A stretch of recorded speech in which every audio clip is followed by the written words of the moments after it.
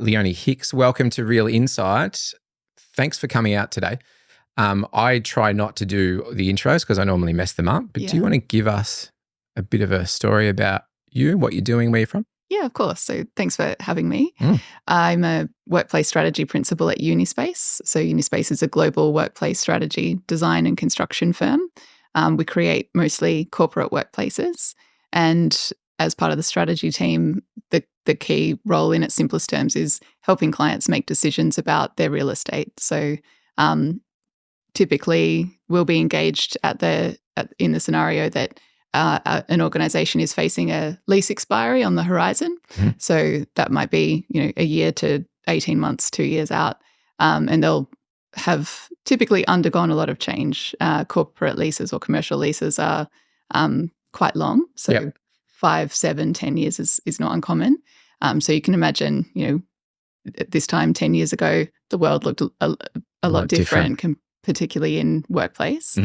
So they'll have undergone changes in headcount.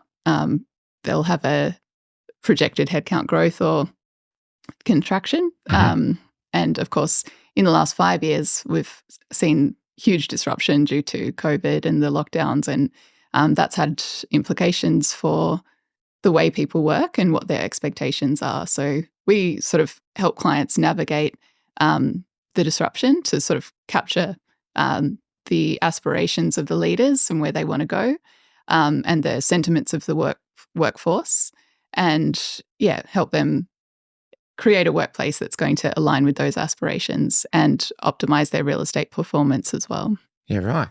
So there's a lot in that, right? And my mind's trying to process like how big of a task that is. I'm thinking along the lines of when a business wants to move from one place to another, what information do you need? Like, how do you go about doing the task? Yeah, we request a lot of information. So all of the building information, the as-builts, the floor plans, a lot of information about their employees, so number of employees, forecast headcount growth, any sort of hybrid working policies. So that's sort of emerged out of COVID. So different organizations will have different expectations of attendance and that sort of thing.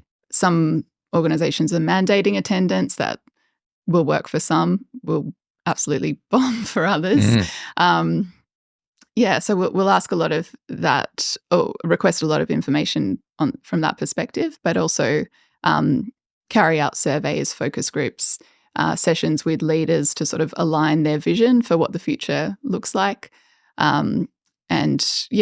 With all of that, we'll sort of analyze all the information to set some strategic objectives to sort of define what they're trying to achieve, and then come up with some scenarios which form their design brief, and carry on to the design and construction, helping them to make a decision on their property search as well. So it'll inform a brief not just for the designer, but for the tenant rep to go out to market and find a property that suits them.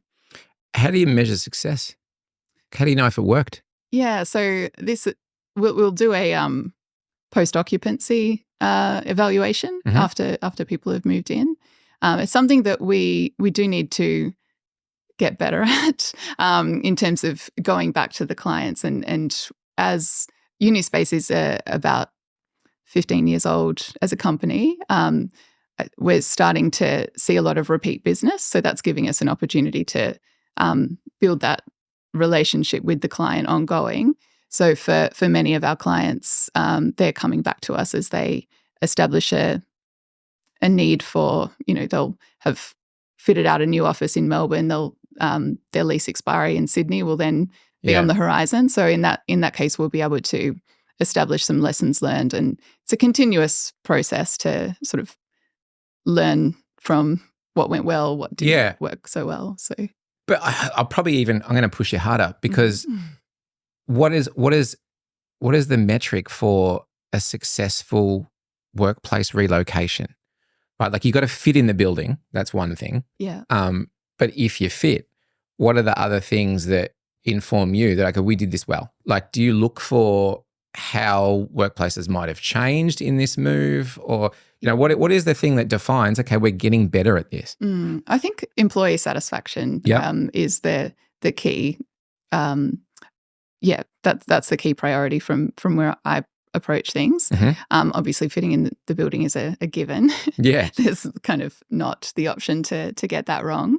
But if everyone fits in the building but they can't concentrate, if they can't carry out their core job, then that's a failure. So making sure that the variety of space types and the fit out of those, the acoustic treatments, the technology, it just has to support the ways of working. Yep. And over the last number of years, that has changed. There's so many more hybrid meetings happening, and I think we spoke the other day that can be a really compromised experience for someone dialing in if they if they can't see the people in the room and there's side conversations they can't hear.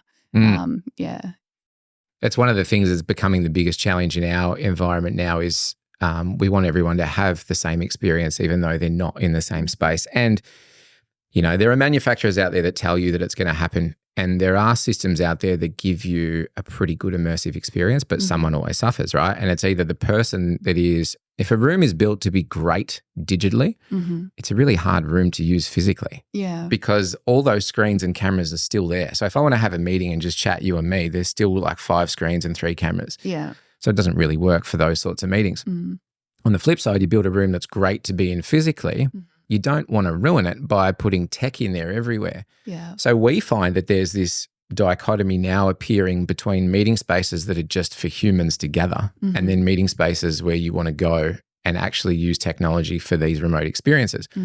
Do you see that happening similarly in the trends that you observe? Yeah, I think it's rare for a company to have the space available to dedicate either a space to gathering physically or gathering digitally. So there does need to be a huge degree of flexibility in the furniture and in the ways you can configure a room in order to adapt to different needs. The social spaces being able to be transformed into a town hall space is a good example of that. Some organizations we go into, they'll have a huge town hall dedicated space, but it's never used for 99% of the time. So as part of our remit is to help clients optimize their real estate portfolios, seeing less and less of that sort of single purpose type of space. Do you see the fit outs changing? And when I say that, I mean, like in the 80s, a lot of cubicles, a lot of offices, and then, 5 or 6 major boardroom type things. And, if you walk through most of the high-rise buildings in our CBD up until probably 10 or 15 years ago, that's how they all looked, right? Yeah. Is that changing? Is it changing for the better? Is there, forward and back? Yeah, I think the cubicle is hopefully a thing of the past. Have you ever worked in a cubicle that I did work in a cubicle. I did work in a cubicle once. Yeah. For a short amount of time. It was like a slightly more open cubicle. Yeah, but you're still you're in the matrix. Yeah. That was the beginning of my corporate career, was working in a cubicle and often sat next to someone who had a super loud voice or just was super chatty or annoying. It's a terrible experience on lots of levels. It's great from a real estate optimization perspective because it's flexible from the perspective of the property team, but in terms of user experience, it's highly compromised. Open plan is still, for a lot of the same reasons, it is good to be able to work side by side with someone and just bounce ideas off them. But in order for people to concentrate, I think you do need to allocate a number of different space types for them to draw away to and focus. Ideally not taking calls on speaker in the open plan. So it's partly design, it's partly behavioral. The technology comes into it so much as well. Yeah. Yeah. We have chats here quite a lot about how spaces need to be, both because we do the tech for them, but because we're in a space here. And as most of our guests know, I'm neurodivergent. I was diagnosed ADHD and autistic start of this year, mid this year. And understanding the difference between the environments that I do my best work in now is something that I've really focused on. Have you changed the way you work here? 100%. Yeah. How? 100%. What sort of changes have you made? So I'm more remote than I have been historically. And by that, I mean I'm probably remote 2 days a week, 2 days from home. I use those days as the days where just smash through all the stuff that has to be done. And then the office days for me, I try to set office days where I don't have things to do, where I can just be available for the people. Yeah. Because the worst thing that happens when you're neurodivergent is you plan a day and then a couple of those things don't happen and you just end up in overwhelm for the rest of the day. Yeah. So I try and make sure on days where I know I'm going to be around people, just be for the people and use those other 2 days for like the heavy crunch work days. Yeah. But the open plan, is something that for me, the use of noise cancelling headphones. I'd never been doing that before. Yeah. And I bought AirPods June this year. And now I can't go places without them. Yeah, right. I don't go shopping without them. If I'm working here and things get out of hand, they go straight on. And I'm noticing now even the way that other staff will use noise cancelling headphones in a way. So that's one of those conversations that we always have here, which is, okay, so what is the balance between the open plan and the closed office or the open plan and the remote office? Yeah. And, what does that formula look like going forward? I suppose this is the stuff that most employers are speaking to you guys about when they're relocating. They're like, okay, so what's the industry doing and how are we measuring the trend? I think the industry as a whole is a problematic way of approaching it because the average will suit no one. Yeah. So there's idiosyncrasies within every organization. It depends on like the work style profile of your workforce. So we'll often, through our survey approach or engagement with employees, we'll sort of map out roles that are more collaborative or individual focus or people that communicate more internally with people within the organization, or if they're external, so business development or reception or those customer service type roles. That has implications for how mobile a person is within the office. So if they're, a highly analytical role, they're going to spend a lot more time at their desk than, say, a human resources business partner who's going to be out and about engaging with employees on employee matters. So that has then an impact on the balance of space allocated to individual workspaces, to collaborative workspaces, and even collaborative workspaces, the degree of privacy that's offered. Yeah. Because I've noticed a trend over the last few years. I think it was starting pre-COVID, but there's a trend away from the formal meeting. Like a lot more meetings are happening in social spaces like diner booth type spaces, or a lot of seeing more and more organizations even having cafes on site. Yep. So appointing a full-time barista, part-time barista to cater to the employees and offer those touch points to have a meeting or just a social catch-up. There's a blending of the social and the collaborative workspace, which in turn increases the flexibility and the adaptability of the space. So your space can work harder when it supports more than just one type of work mode. Yeah. Yeah. Does the same thing apply when you guys are assessing the need for hot desking versus allocated desking? Because that's another one that comes up. Yeah. So we have some we have a proprietary space calculator. I can show you this at another time. But it depends on the headcount growth, depends on the rate of attendance that either is mandated or is reported or observed, as well as the appetite for sharing. So some organizations, maybe some industry sectors are a bit more open to sharing than others. In more traditional type sectors like academia or the legal profession, there is a sense of territory that comes with the space, and that can indicate your place in the hierarchy in those sorts of got the old cultures. Corner office with the beautiful view. And that's a thing, right? Like as an exec back in the day, I'm an exec now, I get private bathroom and I get the beautiful office. Like that was a thing. Must be nice. Never experienced it. Our two owners sit at the same desks we do. It's always been that way. It goes a long way in just being a symbol of, what's the opposite of hierarchy? The word escapes me. A bit more egalitarian. Yeah. I don't know those big words either, mate. Sorry. That's all right. We can define them. But I thought it was really ironic, right? We were getting right into this hot desk environment, and then that's when COVID hit. Yeah. It's like you couldn't think of anything that was more counterintuitive to hot desking than that. Yeah. We've tried a few times, but I think it probably more lands on that point you made, which is the appetite for sharing. Yeah. People feel comfortable in their own little spot and their own little thing. So I'm just wondering, there's obviously industries that it makes much more sense to be running hot desks than other industries where things like real estate or when you've got a team that's constantly out on the road, they're in once or twice to check in. Yeah. But I think you made the point.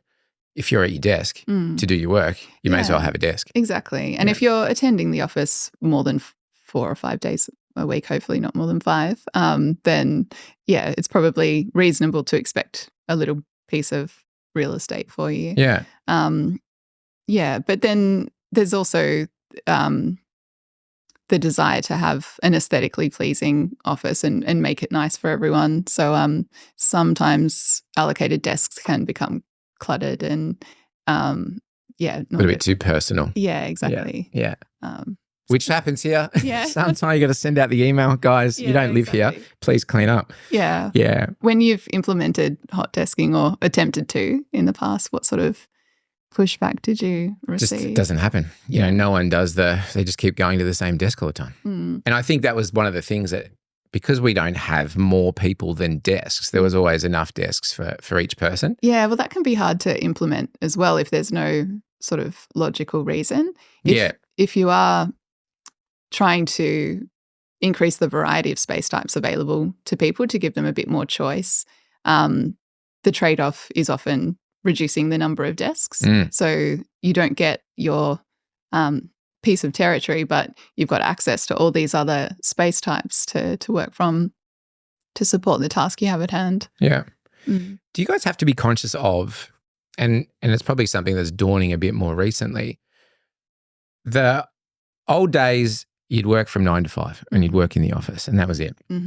But we understand now that people's personal lives in particular might not always allow them to perform those hours within the allotted time. Yeah. Are there considerations that you have to make, probably not just in a property sense, but in a workplace sense, of how much is that mix going to fall each way? Yeah. Like the difference between how much time I will spend in the office versus not. Yeah, and this is something I have been an advocate for since before COVID. I don't have children, but I think it's often talking about the opportunity for parents and carers to do the daycare drop-off and come in a little bit late, later than 9, or do the school pickup and then do a few hours at home. I think working to your energy levels is something that everybody should have the opportunity to do. I don't think people are more effective being in a seat from 9 to 5 than they are if they do a couple of hours in the morning. Just breaking up their day according to how productive they're going to be. I think that's a way to get a better output from someone than insisting that they're in their seat from 9 to 5 or what their core hours Well, some people, are. that doesn't work for people like me. Like as a neurodivergent, you work when your brain allows you to. Yeah. There's some days where if I come to the office, I just sit here and overthink everything. Yeah. But then I'll have this sudden motivation attack at 8 o'clock at night. I might be on the computer till 1 a.m. Yeah, exactly. And I think everyone, obviously with sort of rostered roles that have to answer calls or that sort of thing, it doesn't work. But even there, like I think there should be an opportunity to talk to your manager about working the hours that are going to be best for you and mutually beneficial. Yeah. Let's talk about the resilient workplace model. Sure. So we'll frame this for us. Yeah. So the resilient workplace model, it's a concept that we created at Unispace over the past 2 years. We've been using it with clients, and it's been really well received. It seems to be resonating with them quite well. It's a diagnostic tool, so we can identify what the priorities of the leaders are in a workplace strategy engagement, and also understand what the employee sentiment of the current workplace is against the 5 drivers of the resilience model. I'll just note that we've called it the resilience model because that word resilience really resonated with us when we were coming up with a name. So a resilient person comes back stronger from a crisis and thrives. Resilient organizations are focused on a systems mindset with, focusing on agility and authentic or adaptable leadership and culture. Whereas a resilient workplace is equipped to withstand disruption such as COVID or changes in societal ways of working. The 5 drivers of the resilient model, resilient workplace model, the first is enablement. So I like to think of it, we don't illustrate it like this, but this is how I've been thinking about it over the last couple of months. It's like a hierarchy of needs. You're familiar with Maslow's hierarchy of needs. So at the bottom, we have enablement. And this is really making sure that people are able to carry out their core job when they're in the workplace. So the technology has to work. Ideally, the technology would be consistent in terms of how it works.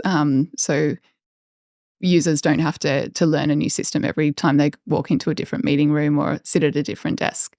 It's also about having access to the types of spaces that support the task that you have at hand, and also having access to the right people. So making sure, this is more of a operational consideration, but making sure that people are working with their teammates when they need to, or have access to leaders when they need to. Do you have any comments? I'm keen to hear your perspective on a technology. What I really like the bit that got me thinking was when you go and someone walks into one room and then they walk into another room and they don't have to relearn the technology. Yeah. And my brain scales that up automatically to the clients that we look after, places like RMIT. There's 800 rooms at RMIT. Yeah. There will never be an opportunity where every room will perform the same. But we deliver and implement a software tool that means as a user, what you interface with is always the same. Yeah. So it doesn't matter if you're walking into a room and there is a manufacturer equipment there that works this way, or the other room with B manufacturer that works that way. Traditionally, you would have to, here's how you use this room, here's how you use this room. Yeah. We just put a software layer in between that is a control layer. And that makes, it doesn't matter what room I go into, the interface is the same, and therefore I feel like it's the same. It's one of the ways to solve that. But one of the things that comes up as a challenge there is the tech now isn't always under our control. Microsoft are in the mix. Cisco are in the mix. Poly are in the mix. Zoom are in the mix. They all have their own UI. They all have their own best way of doing things.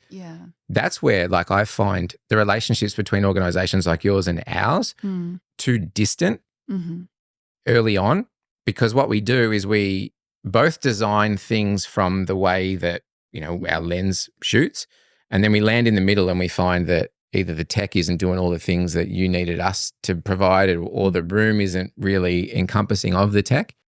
So I think the biggest challenge that we see in that is how do organizations like us work closer with architects, people that are building the space, but understand that there are elements of the space that need to be sacrificed. And I say that respectfully. Architects, they just have a different driver for what it is that a space that is great looks like to them. I have to fill that space with tech, and some of that tech isn't beautiful to look at. And when it's not being used in particular, it can be just a big black piece of glass on the wall. and I get told, nah, can't go there. It's got to be small. It's got to be there. It's got to be out of that line of view. I'm like, gee, you can't put that screen over there because now it's not serving the purpose of what it's doing in that room. So I suppose for me, it's always that form versus function as opposed to form over function. Yes, a space needs to be a great space, but you can't shoehorn technology into a space anymore. It causes that issue that you've raised, which is I've got to teach everyone all different systems to use. I think the key is, focusing on the user, because both tech and design are designing for a user of a space. So, and it's all experiences, isn't it? Like we're all designing experiences. You design great experiences for people to fulfill their work life. We design the experiences that allow them to, have remote working or, better ways of working. So I think the end game is the same, but it's the lens that we see it through that's a bit different. The second pillar of the resilient workplace model, after you've aced the basics with the enablement layer, is adaptability. And adaptability is making sure that an organization can sort of move and flex within the workplace, whether that's an increase in headcount growth. And we factor these into our space calculations as part of a workplace strategy, but also that the space can work harder and adapt to changing needs from day to day or week to week. So what we see a lot in our observations of attendance is a peak in attendance through the middle of the week, and then Mondays and Fridays are quite quiet. Is that the case here? It's the case everywhere, I'm pretty sure. What day is it? It's whatever day I can attach to the weekend for a long weekend. Yeah, exactly. Yeah. So clients that have like multiple levels, we're seeing starting to see more clients maybe close off a level, so they're not paying for energy and lighting and that sort of thing. So adaptability in that sense, but also the dual purpose spaces or multi-purpose spaces that can be reconfigured for town halls or social events. We sometimes refer to them as multi-useless spaces. Yeah, right. Because they're one of those things, again, it's a compromise. Yeah. And from the AV model, if you're putting audio visual or user experience-based equipment in a flexible space, it never works. It never works because room orientations, where you sit, how you sit. Yeah. We want flexible furniture. Okay, where do we put the AV? Yeah. One problem we also see, if it's not change managed properly or given enough change management support, is often employees won't feel they have permission to move things in a space. So making sure that messaging is really clear is key as well. Takes a bit for it to be done well. And it's daunting. Like, have you ever tried to move one of those partition walls? On a whim? It's not a simple thing to do. One or two people in the organisation that know how to do it. Yeah. Or it's risky from a safety perspective because some of those panels can be quite heavy. Yeah. So again, I think, the adaptability piece, and I love the nature of adaptability, but it's a fine line. Yeah. It's a fine line to, again, is the space dedicated or is it a bit of both? Yeah. Because it's only ever going to be 80% good, right? Yeah. Multi-useless spaces. I like that. Yeah. we coined that from, I don't know if you remember, in the early 2000s, the Kevin Rudd government, they had what was it called? Building the Education Revolution. And it was all this money that was available for schools to submit to get a multi-purpose hall. Oh, okay. That was the thing. And so all throughout Victoria or throughout Australia, multi-purpose halls are being built in schools. So it could be a sports place, a drama place, theatre, and that's how they ended up. Oh, you can use it for sport and drama and theatre. You could probably use it for sport. That's it. Can't use it for anything else because it's a basketball court now and the acoustics for any musical. There's no backstage. There's like a little alcove carved out in one of the corners that's the stage. And that was the thing that coined that multi-useless terminology because we're like, yeah, cool, it is a basketball court. Yeah. And that's really what most schools that got stuck with them are still using it for. Yeah. Okay. Number 3, what's the third? Yeah. The third is well-being. Yep. So taking into account what humans need on a physical, emotional and social level to function at their best. I think in the past that has been overlooked.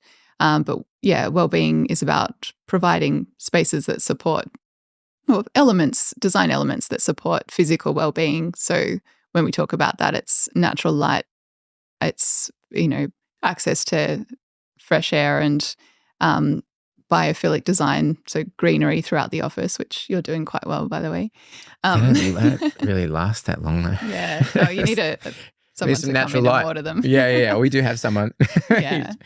But also spaces dedicated to, a retreat space or a library space. We're seeing part of that is catering to neurodiverse individuals who will often, correct me if I'm wrong, freak out, need a bit of customization. Or, definitely. Yeah. But again, that permission is really important here, to feel like they have the permission to alter the lighting or the temperature controls, that sort of thing.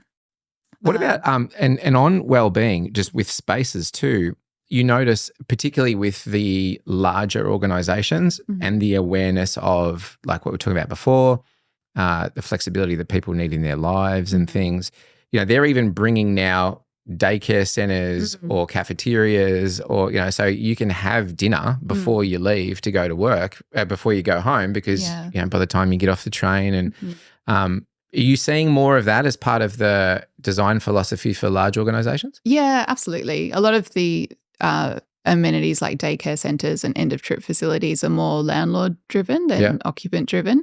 We work more with tenants than with landlords. But it certainly factors into the decision to take on a lease if there's a pretty – and some of the end-of-trip facilities are pretty schmick these days. So it's,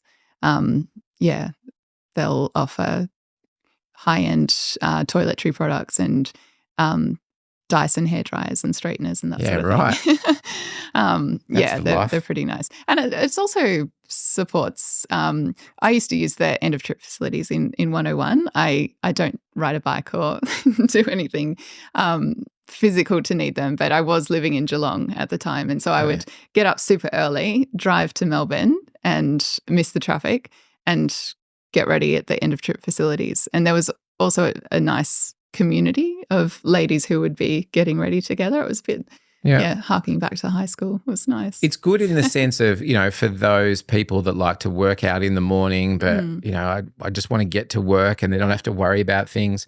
The bike riders, we've got a couple of bike riders here. But like well-being in the workplace, probably one of those things, I guess.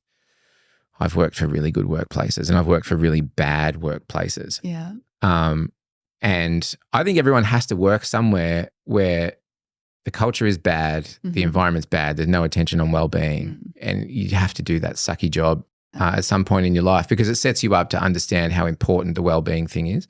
For sure. Coming to this business was one of those things that the job that I'd left and come here for was a good opportunity to advance my career, not thinking about all the other bonuses that would come, in the state of well-being.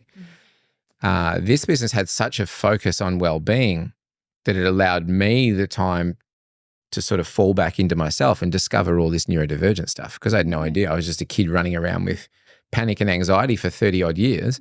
And then when you come to a workplace like this, you actually get to step back and look more at how you work, why you work that way, what those patterns are. So, I'm big on the well-being thing just because the benefits that it adds individuals outside of just what happens in their work, you can't measure. Yeah. It's such an important extension of just being good. Yeah. And from a, economic perspective, it means people are able to be more effective and more productive and just, improving every aspect of their lives. I'm curious about, when did you start to suspect that you might have neurodivergent? I was one of those kids, I think, that spent my whole life saying, I'm ADHD too. Yeah. But with no real concept of what ADHD was, right? I was a bad kid at school. Class clown, always disrupted, would be good if he applied himself, never applies himself, very capable, can't be bothered. Yeah. And so that is always that's like an ADHD kid. I think the thing for me was not understanding that description of ADHD is just like the tip of the iceberg, and underneath the waterline, there's so much more stuff.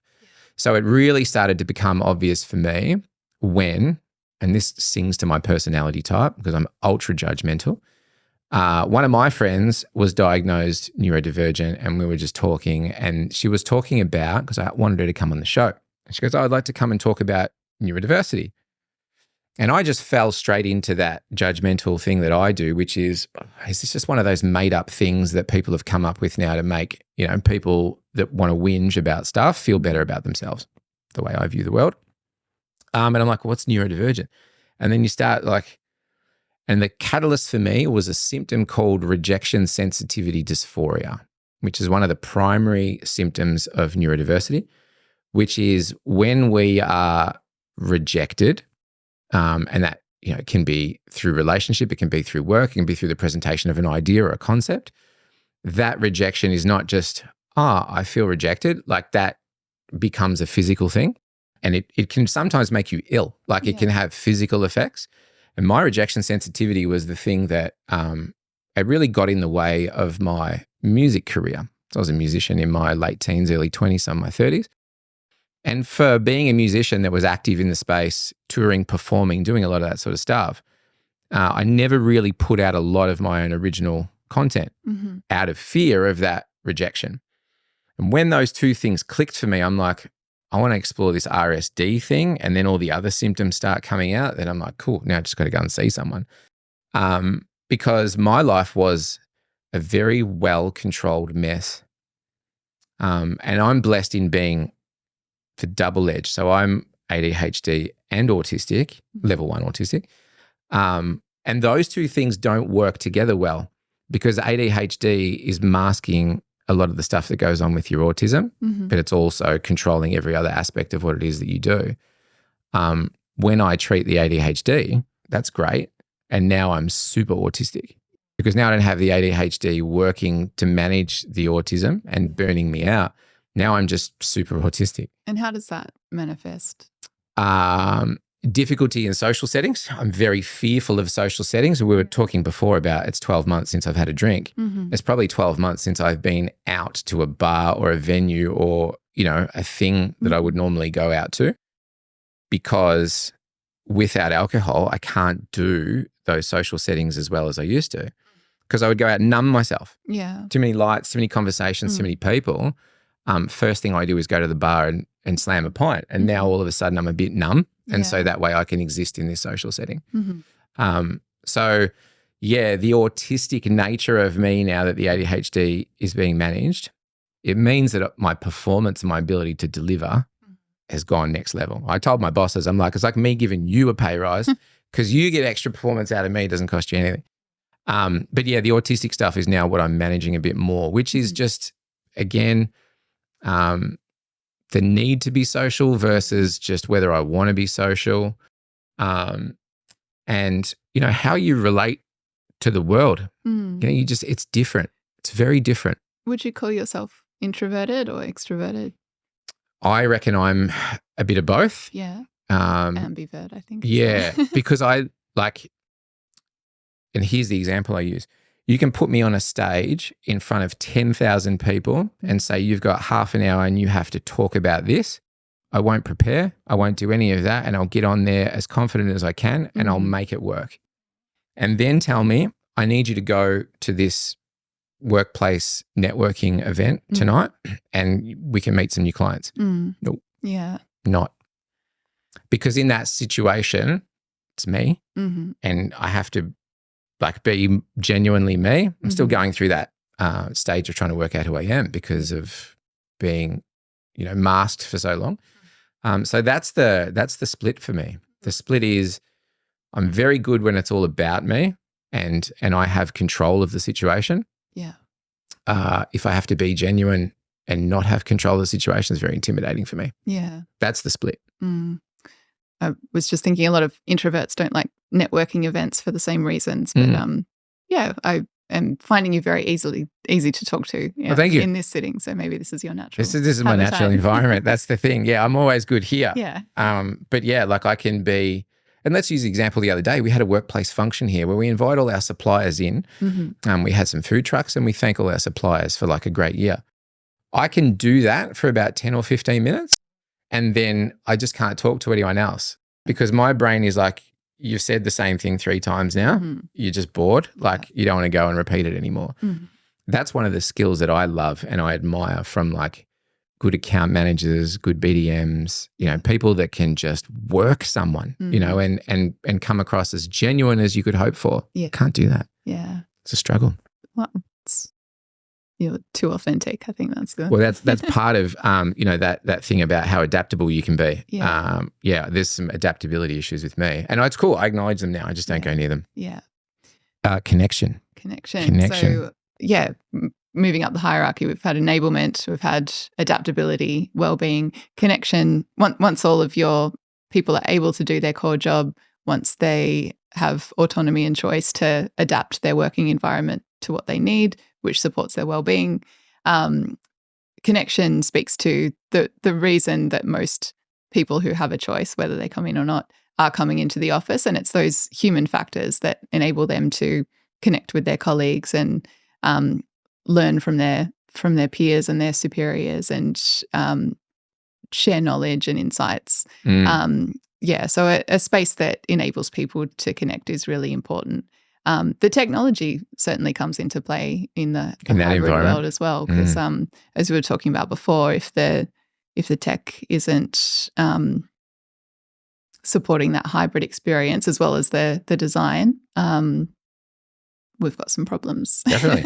And there's rooms that people don't want to use. Like, you know, you find that there's particular rooms people go, I don't want to use that room just because I had a bad experience with that technology once. Yeah, right. And so that then stops, you know, the ability for connection to occur across that across that space. I love the concept of connection in the context of what we were just talking about before, you know, the exchange of the well-being, because it becomes easy for me to work from home. Yeah. And it becomes easy for me to be away from people and just produce, and I get very productive. Yeah.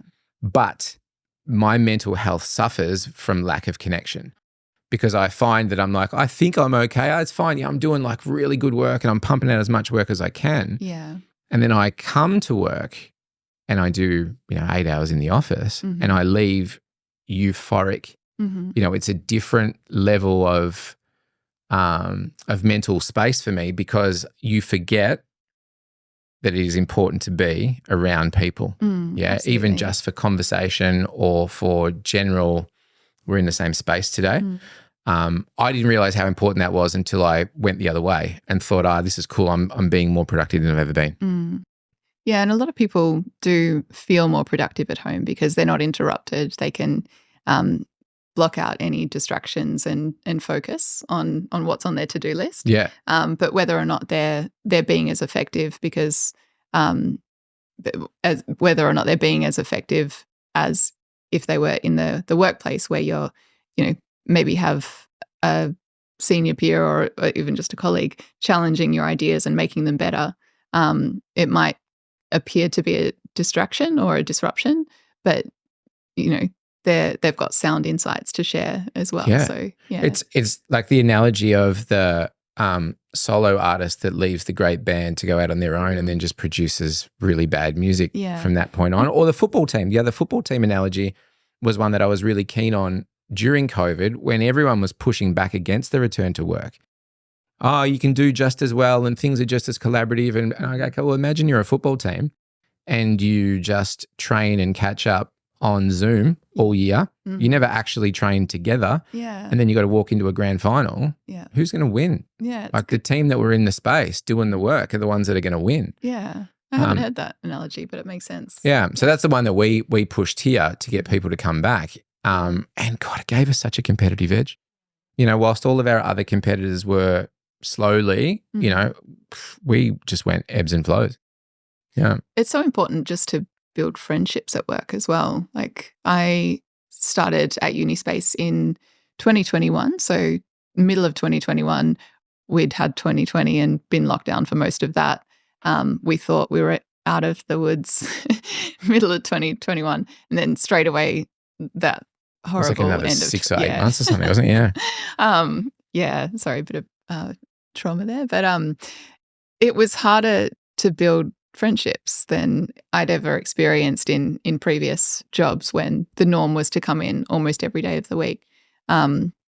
Yeah, and I say that as an introvert, like it's more comfortable for me to work from home and not have awkward conversations. But yeah, I now live so close to work that I'm in there every day, and I've made such great friends at work, and it really does. It's a draw card for coming back in.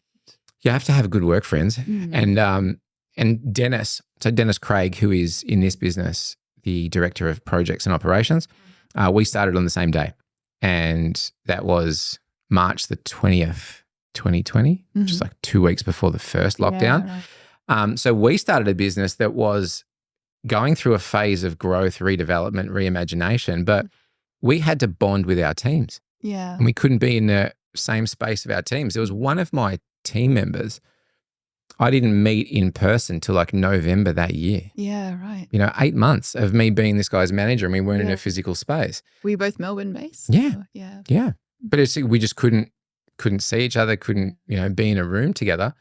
And so the difficulty in trying to bond with a team, create like, a vision of leadership and everything, when you can't connect with people, it's just impossible. It's like a core value. Absolutely. And then have you got more on that one? Is there more on connection? Oh, no, I'll move on to the top of the hierarchy, which is the authenticity pillar. So this is where an organization can self-actualize, if I use the Maslow analogy. But authenticity is about it's about building connection to the organization among your workforce. So elements of workplace design that really create a sense that you're in a X workplace, so you're in a Insight Systems workplace. Really building in that brand storytelling and doing it in a way that's not necessarily so obvious as just splashing the branding palette and the colors and the logos all over the walls. That can be appropriate for maybe youthful, exciting brands that really do live their culture and have a great customer-facing workforce. But for example, we fitted out a workplace for a Japanese company, and the logo is black and white. It's very minimalist. But the workplace, you walk in there and there's just this sense of zen. It's like walking into a day spa. You just feel it's really drawing on that Japanese sense of hospitality. Yep. And, it's like a light green palette with timber and natural finishes. There's really soft lighting. There's not cherry blossoms in the corner, but if there were, it would be quite appropriate. Yeah. It's just that beautiful hospitality. So reflecting the feel of the brand through the environment. Yeah, exactly. It's very similar to, I worked in JB's corporate support office for 5 years. Yeah. Similar sort of approach where the excitement of this, like you walk into a JB store and it's, the big tickets and the big signs and everything. Like the head office was the same. Okay. It was all about like, bring the stores into the office. We want it to feel like have the same energy.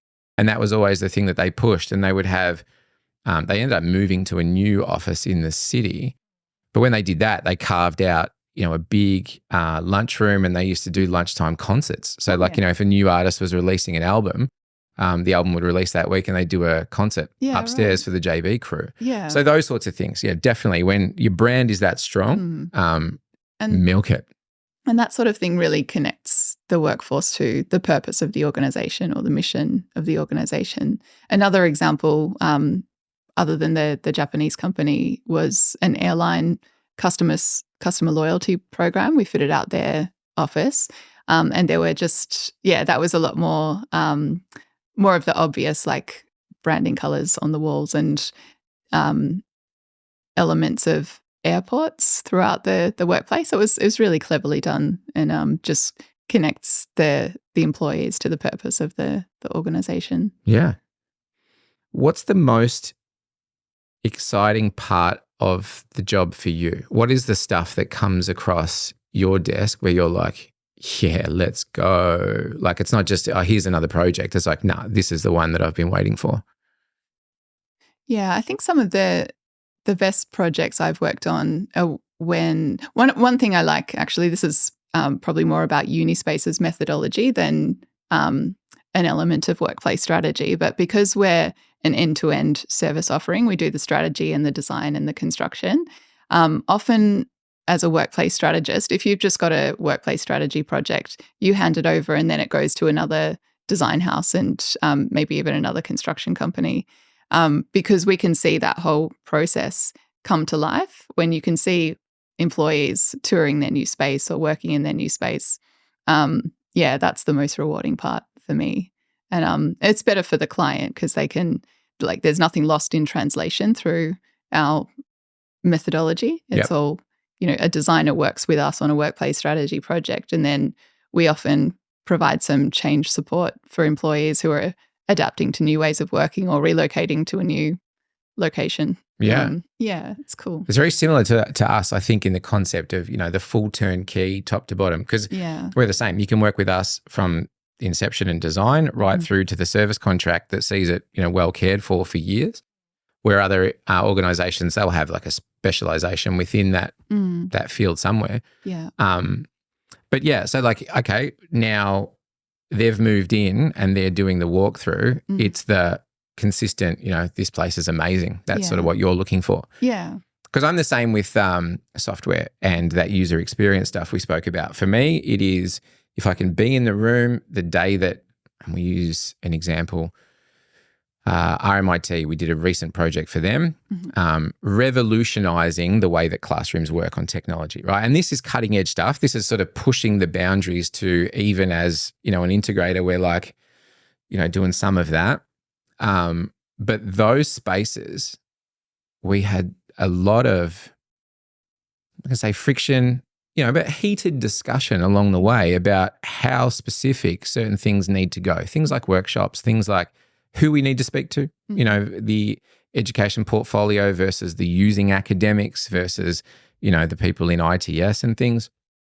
And we really sort of advocated for the academic, right? The academic has to approve this. You roll out the rooms and within 2 days, the vice president is posting about it. The academics that are going to be running these spaces are posting about it. We're hearing words like, revolutionizing education and new cutting edge sort of stuff. I could not be happier because, as the expert all the way through, if we stick to this plan, this is going to be the result. It's the energy you have to expend convincing the 400 other people that don't believe you. Yeah. But then when that day comes, you sit back like that and just watch the results, and it's amazing. Yeah, it's awesome. Because it's the chance to sort of say, we know what we're doing. Yeah. Like that's why you got us and we proved it. Yeah. That's and academics can be a tough crowd to convince. They've got a way. They've got a way. And again, to your point before, the versatility of how a space needs to operate. When you take that to academia, it's different again, because now you've got a space that's not only being used to teach multiple different disciplines, but it's being used by a selection of different people all the time. So that's that ultimate challenge of how do we make the space adaptable, but also user-friendly, not scaring people off.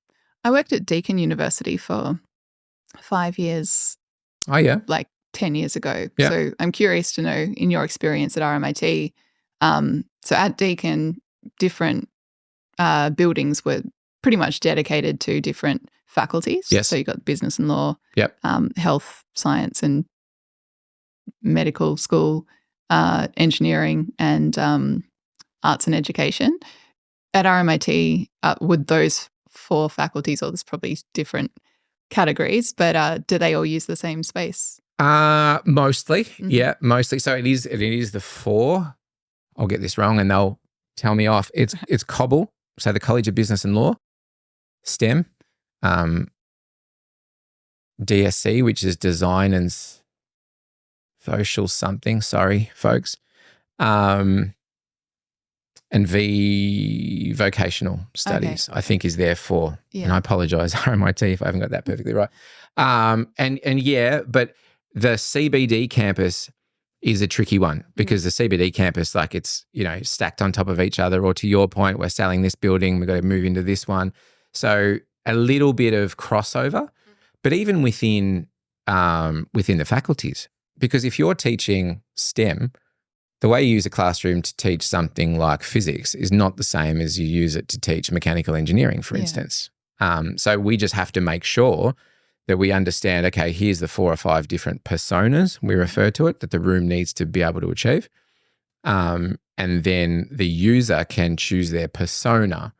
Their persona then changes how much level of control or access to controls they have. So let's say, for instance, it's a very complex room. It's got 10 screens in it, video cameras, all that sort of stuff everywhere. As an academic, if I walk into that room and all I want to do is teach physics today and I want to put some stuff on the board, I don't want to use any of that stuff. Yeah. Like it's too hard. So we have a persona, which is, chalk and talk or something, and the user presses that. And now all that other stuff, all I'm doing is presenting on here. But my touch panel doesn't have all of that other stuff on it now either. It's only got the 2 displays that we're using. So just intelligent ways that software can make the room adaptable. Mm-hmm. Nothing has to physically change in the room, but we can just give the user a different level of experience based on their skill set. And then some of those presets from the software platform actually follow the user based on the LMS. So if the learning management system has a academic in this room, we just take her presets and let them follow her. Yeah, right. And then the next room that she's scheduled in, I've always got the same interface, no matter where I go, no matter what room I'm in. That's the thing that makes the difference. Gosh, it's come a long way in 10 years. It's all about software now. Yeah. Like that's really the thing. And that was probably one of the questions I was going to ask you earlier on.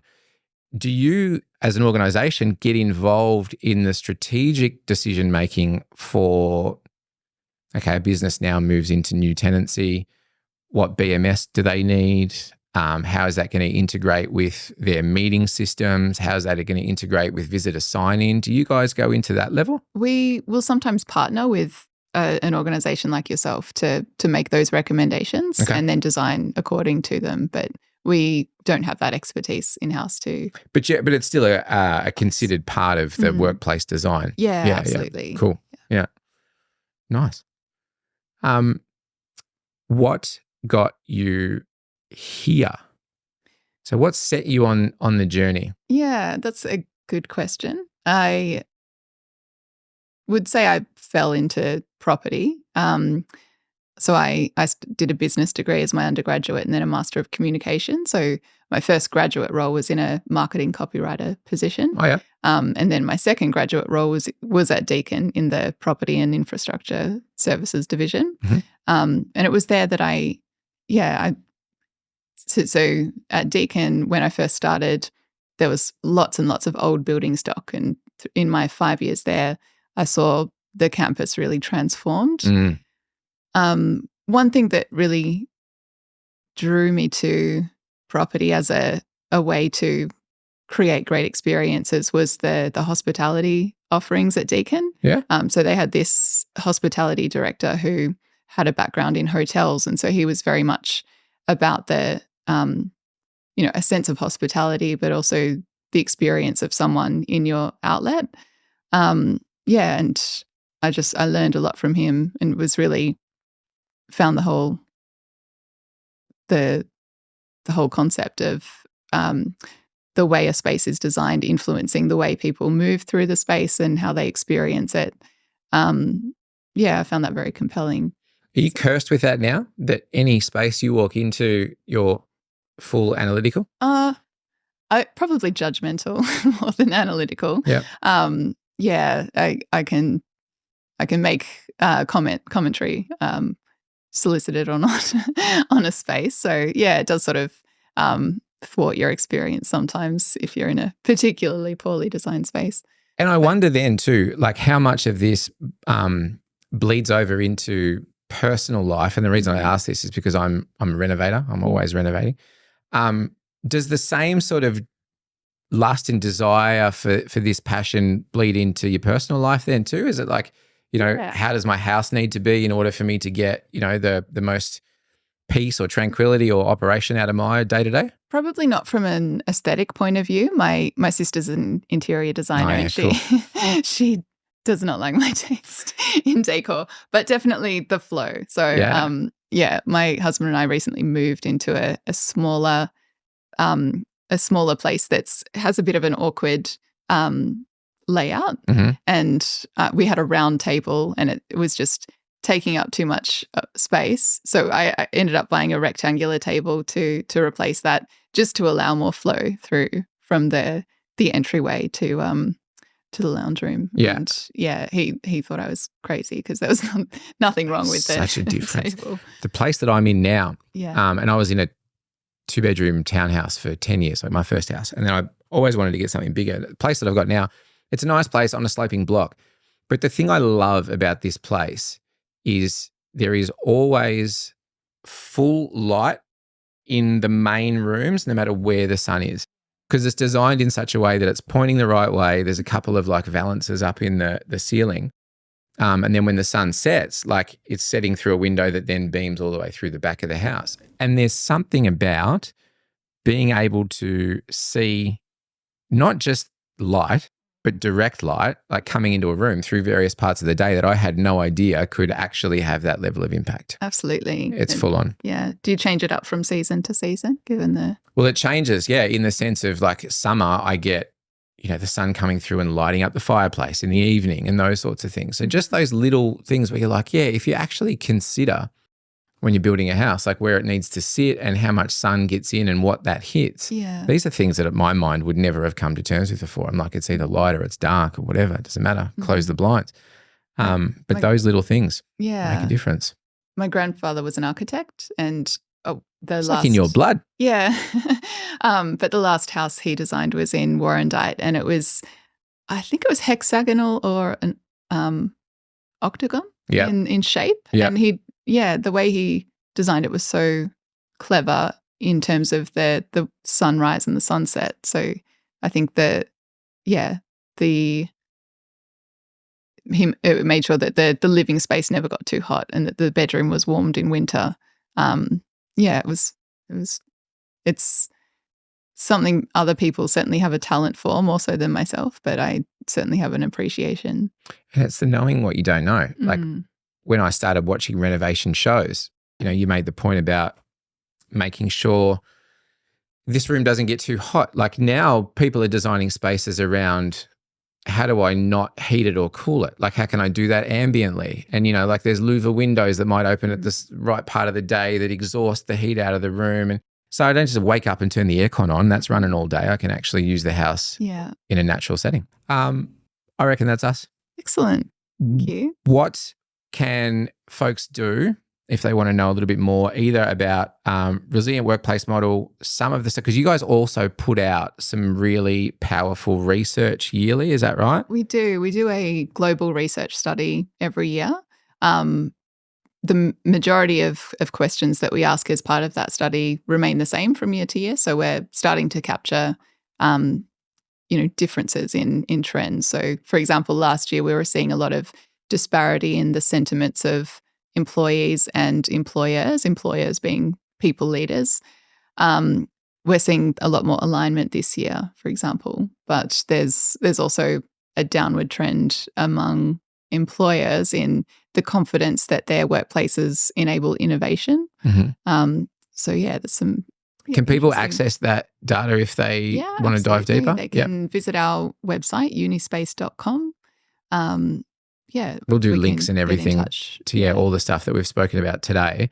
Otherwise, thanks so much for coming out.